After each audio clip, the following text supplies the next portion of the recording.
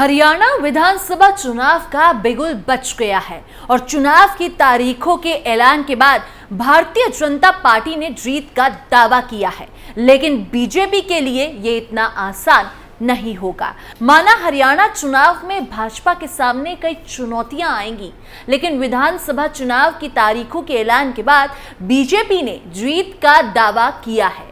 अटकलें लगाई जा रही हैं कि बीजेपी ने जीत का प्लान बना लिया है, क्योंकि गृह मंत्री अमित शाह ने चुनावों को लेकर दमदार ऐलान किया है और शाह का चुनाव को लेकर ऐलान भी होना एक बड़ी बात है। पर इसी के साथ हरियाणा चुनाव को लेकर बड़ा सवाल भी खड़ा हो रहा है कि कौन पड़ेगा किस पर भारी, भाजपा का विकास या कांग्रेस के सवाल। इन सवालों पर और हरियाणा के चुनावों को लेकर आज हम अपनी स्पेशल स्टोरी में आपको सब कुछ विस्तार से बताएंगे। चुनाव के लिए शाह का तैयार है ब्लूप्रिंट। हरियाणा विधानसभा चुनावों की बीजेपी की रणनीति, चुनाव से पहले बीजेपी का तुपका इक्का। नमस्कार, आप देख रहे हैं कैपिटल टीवी और मैं हूं आपके साथ पारुल त्रिपाठी। जम्मू कश्मीर के साथ ही हरियाणा में भी विधानसभा चुनाव का बिगुल बज गया है। मुख्य चुनाव आयुक्त राजीव कुमार ने प्रेस कॉन्फ्रेंस में हरियाणा विधानसभा चुनाव की तारीखों का भी ऐलान किया। हरियाणा में एक ही चरण में विधान चुनाव के लिए मतदान होगा, जिसमें 1 अक्टूबर को सभी 90 विधानसभा सीटों पर वोट डाले जाएंगे। हरियाणा में सभी सीटों के लिए 5 सितंबर से नामांकन प्रक्रिया शुरू होगी और विधानसभा चुनाव के नतीजे 4 अक्टूबर को आएंगे। विधानसभा चुनाव की तारीखों के ऐलान के बाद बीजेपी ने जीत का दावा किया है। बीजेपी नेता अनिल विज ने कहा कि उनकी पार्टी पूरी तैयारी के साथ विधानसभा चुनाव में उतरेगी, लेकिन जितना दिख रहा है उतना बीजेपी के लिए आसान होगा नहीं। बीजेपी और कांग्रेस के बीच तगड़ा मुकाबला। भारतीय जनता पार्टी हरियाणा में लगातार तीसरी बार सरकार बनाने के इरादे से चुनावी मैदान में उतरी है, जबकि कांग्रेस 10 साल बाद सत्ता में वापसी की आस लेकर चुनाव लड़ रही है। कांग्रेस पार्टी पिछले विधानसभा चुनाव और लोकसभा चुनाव के प्रदर्शन से उत्साहित है और बीजेपी को कड़ी टक्कर दे सकती है। 2014 के विधानसभा चुनाव में सिर्फ 15 सीटों पर जीत दर्ज करने वाली कांग्रेस 2019 में 31 सीटों पर पहुंच गई थी। वहीं 2014 के लोकसभा चुनाव में एक बार फिर जीत मिली थी और 2019 में खाता भी नहीं खुला था, लेकिन इस बार कांग्रेस ने 5 सीटों पर जीत दर्ज की है।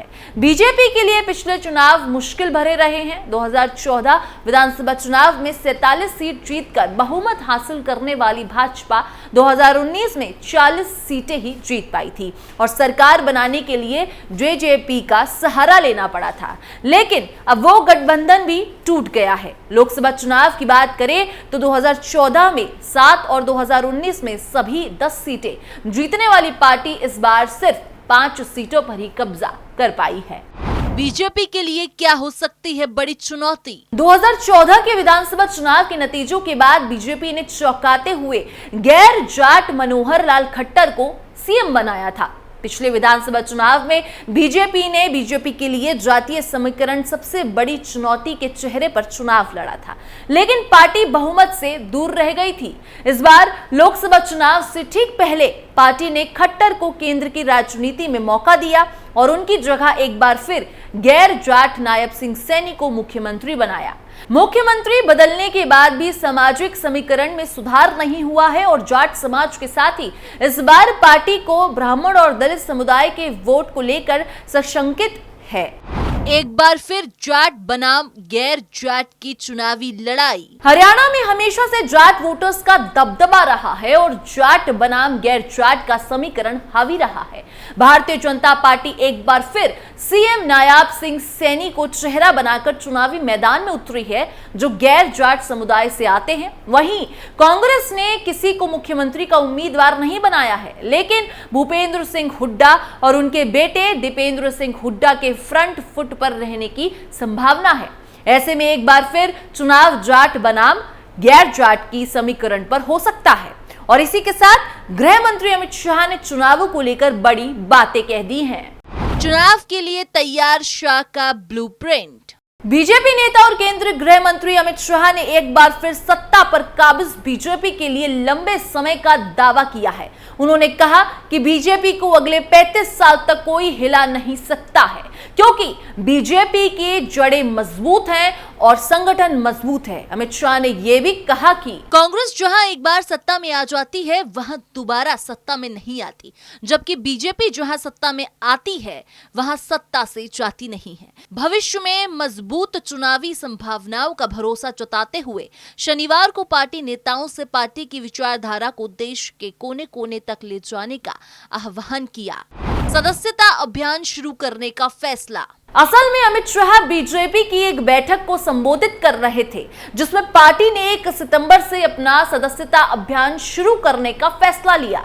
शाह ने कहा कि लोगों ने बार बार राज्यों और केंद्र में बीजेपी की सरकारों में अपना विश्वास व्यक्त किया है और कांग्रेस को खारिज कर दिया है। शनिवार को हुई बैठक में पार्टी अध्यक्ष जेपी नड्डा, संगठन से जुड़े प्रमुख नेताओं और राष्ट्रीय पदाधिकारियों ने भाग लिया। अमित शाह ने अपने संबोधन में कहा कि बीजेपी एक कार्यकर्ता आधारित पार्टी है जो एक मजबूत विचारधारा से प्रेरित है। उन्होंने इस बात पर जोर दिया कि विस्तार के लिए इसकी निरंतर कड़ी मेहनत ने इसे 1984 में जीती गई केवल 2 लोकसभा सीटों से राष्ट्रीय राजनीति में वर्तमान में प्रमुख स्थान पर पहुंचा दिया है। उन्होंने कहा कि सत्ता बरकरार रखने में कांग्रेस का ट्रैक रिकॉर्ड खराब है और उससे विपरीत केंद्र तथा राज्यों में बीजेपी की सरकार अक्सर पुनः निर्वाचित होती है। उन्होंने कहा कि कांग्रेस अब कई राज्यों में एक गंभीर राजनीतिक ताकत के रूप में मौजूद नहीं है। लक्ष्य 10 करोड़ से अधिक सदस्य बनाना। बैठक की जानकारी देते हुए बीजेपी प्रवक्ता संबित पात्रा ने उम्मीद जताई कि जब हर जगह प्रक्रिया पूरी हो जाएगी तो इस आंकड़े को पार कर लिया जाएगा। पार्टी का लक्ष्य इस अभियान में 10 करोड़ से अधिक सदस्य बनाना है, जिसमें वे राज्य शामिल नहीं होंगे जहां आने वाले महीनों में चुनाव होने वाले हैं। पिछली ऐसी कवायद के बाद पार्टी की सदस्यता संख्या 18 करोड़ की थी। कम से कम आधे राज्यों में अभियान खत्म होने के बाद पार्टी को नए अध्यक्ष का चुनाव होने की उम्मीद है। पात्रा ने कहा कि यह सदस्यता अभियान के लिए एक प्रशिक्षण कार्यालय की तरह थी। उन्होंने कहा कि संबंधित कवायद में हर जाति, धर्म और समुदाय को शामिल किया जाएगा, जो सर्वसमावेशी और सर्वव्यापी होगी। उन्होंने कहा कि बीजेपी के राष्ट्रीय महासचिव विनोद तावड़े इस अभियान के संयोजक होंगे और पार्टी उपाध्यक्ष रेखा वर्मा ये सह संयोजक होंगी। पात्रा ने कहा कि नए सदस्य 4 तारीखों जल्दी घोषित होने वाले मोबाइल नंबर पर कॉल करेंगे, QR कोड स्कैन करेंगे, नमो ऐप और बीजेपी की वेबसाइट के जरिए बनाए जाएंगे। उन्होंने कहा कि हालांकि दूर दराज के इलाकों में पार्टी नए सदस्यों को नामांकित करने के लिए पारंपरिक कागजी पद्धति का उपयोग करेगी। कौन पड़ेगा किस पर भारी? चुनाव की तारीखों की घोषणा के बाद सभी 6 हलकों में राजनीतिक गतिविधियां बढ़ गई हैं। भाजपा 10 साल के दौरान किए गए विकास कार्यों को लेकर जनता के बीच में है, तो कांग्रेस नेता हरियाणा मांगे हिसाब कैंपेन के जरिए भाजपा से सवाल पूछ रही है। भाजपा का बिना खर्चा और पर्ची की नौकरी देना, हाईवे समान रूप से प्रदेश में विकास कार्य करवाना और आम जन के कार्यों में पारदर्शिता लाने की उपलब्धि के दम पर तीसरी बार सरकार बनाने का दावा है। तो लोकसभा चुनाव में जीत से उत्साहित कांग्रेस ने बेरोजगारी, भ्रष्टाचारी, महंगाई और पोर्टल सिस्टम को लेकर भाजपा को घेरने की पूरी तैयारी कर ली है। कांग्रेस नेता अपनी हर रैली और राज्यसभा में भाजपा से हरियाणा मांगे जवाब के माध्यम से सवाल पूछ रहे हैं। भाजपा नेता कांग्रेस के इस मेगा प्लान का तोड़ तलाश रहे हैं। भाजपा प्रदेश अध्यक्ष मोहन लाल भदौड़ी ने कहा कि भाजपा सरकार ने पिछले 10 वर्षों में प्रदेश के विकास के लिए लगातार कार्य किए हैं। प्रदेश में अंत्योदय की भावना के साथ कार्य करते हुए समान विकास किया गया। पूरे कार्यालय के दौरान कभी भी भाजपा सरकार पर क्षेत्रवाद व भाई भतीजावाद का आरोप नहीं लगा।